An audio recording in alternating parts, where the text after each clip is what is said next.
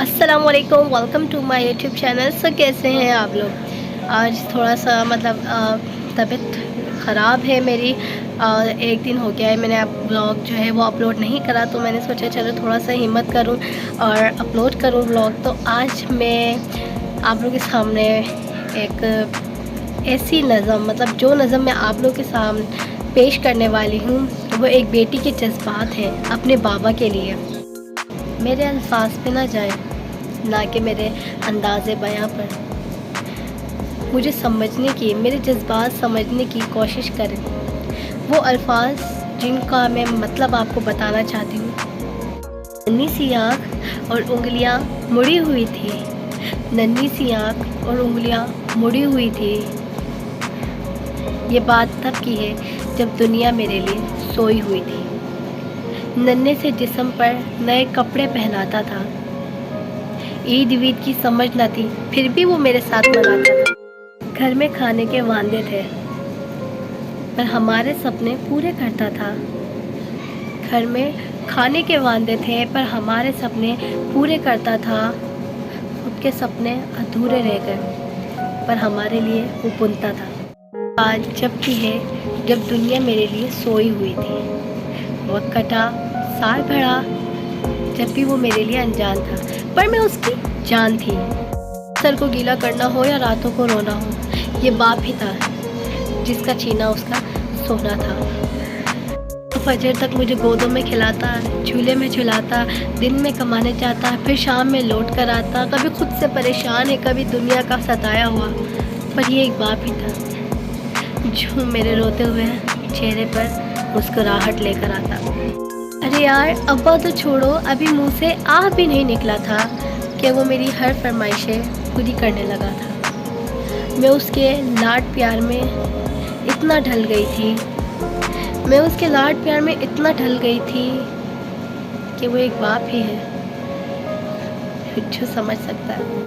घर से वो निकल ना जाए, उसके कदम नज़रों में रखती थी। अरे मुद्दे तो बहुत थे उसके पास, मुद्दे तो हज़ार थे उसके पास। सूरज कब ढल जाए उसको उसका इंतज़ार था। और मैं भी दरवाजे की चौखट को ताकते रहती थी। जैसे ही दस्तक होती, वाकर से झांक कर देखती थी। देखकर उसकी शक्ल दूर से चिल्लाती थी। जो भी इशारे मुझे आए वो सब करके अपने करीब बुलाती थी।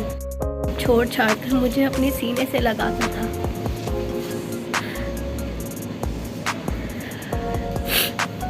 कभी हवा में उछालता तो कभी करतब दिखाता था।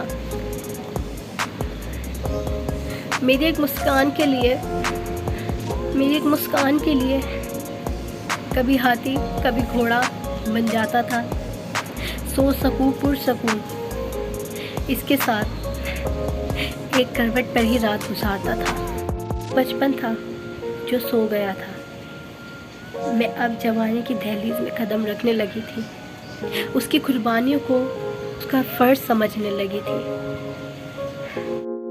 वो खुद बिना पंखे के सो रहा था और मुझे पंखे में सुला रहा था। खुद पुराने कपड़े पहन रहा था और मुझे नए पहना रहा था। बुखार में, तपती हुई बुखार में मेरे सर पे ठंडी पट्टियाँ कर रहा था। मेरी हर जिद के आगे झुकता रहा। वो बचपन था जो गुजर गया, जो रिश्ता था वो सुखड़ गया, और मैं कुर्बानी के बोझ को उठा ना पाई। एक मैसेज पूरी दुनिया के लिए, पूरे इंसानों के लिए। एक रोज़ तुम्हें एहसास ज़रूर होगा, एक रोज़ तुम्हें एहसास ज़रूर होगा। मसरूफ़ तुम थे, उम्र दराज वो हो गए थे जिसकी उंगली का सहारा पकड़कर तुमने चलना सीखा था। और आज वही छड़ी का तलबगार हो गए, और जिसके सदक़े में जी रहे हो आज वो ना रहे तो क्या होगा। पर वक्त अभी बचा है कुछ खास तुम्हारे पास। तब तक बाप का साया तुम्हारे पास है। और अगर तुम जन्नत के तलबगार हो तो लगा लेना सीने से, क्योंकि कल वो जन्नत का सरदार होगा। सब गिले शिकवे मिटा देना और चिपका लेना अपने आप से। सब गिले शिकवे मिटा देना और चिपका लेना अपने आप से, क्योंकि आज तो बाप है, कल तुम्हारे साथ नहीं। और इस अजीम बाप के लिए मैं क्या लिखूं, और इस नज़्म के लिए मैं क्या लिखूं, क्योंकि ये वो रिश्ता है जिसको दो अल्फाज में बयान नहीं कर सकते। क्योंकि मैं एक बाप को एक लफ्ज़ में बता ना पाऊँ। अभी वक्त गुज़रा नहीं है, अभी वक्त गुज़रा नहीं है जो छोड़ आए हो तुम अपने माँ बाप को ओल्ड हाउस में। खुदारा ये ढोंग रचाना ख़त्म करो। Father's Day, Mother's Day, Sister's Day, brother day ख़त्म करो इसे। हम मुसलमान हैं, हमारा दीन इस्लाम है, हम एक अल्लाह को मानने वाले हैं, हम रसूल को मानने वाले हैं।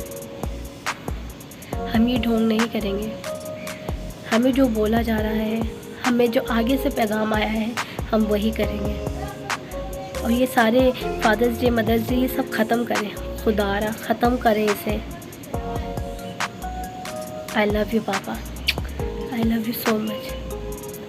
हमने अभी ऐसा कुछ किया नहीं है जिस पे आपको फ़ख्र हो, पर इंशाल्लाह ज़रूर आपको इस बेटी पर फ़ख्र होगा। आपने मेरी इतनी अच्छी परवरिश करी। पापा I love you so much. तसव्वुर नहीं कर सकती मैं आपके बगैर। I love you so much पापा। कभी छोड़ के नहीं जाइएगा पापा। हमारे सर पर हमेशा साया बन के रहिएगा पापा। I love you so much mama and Baba. I love you so much.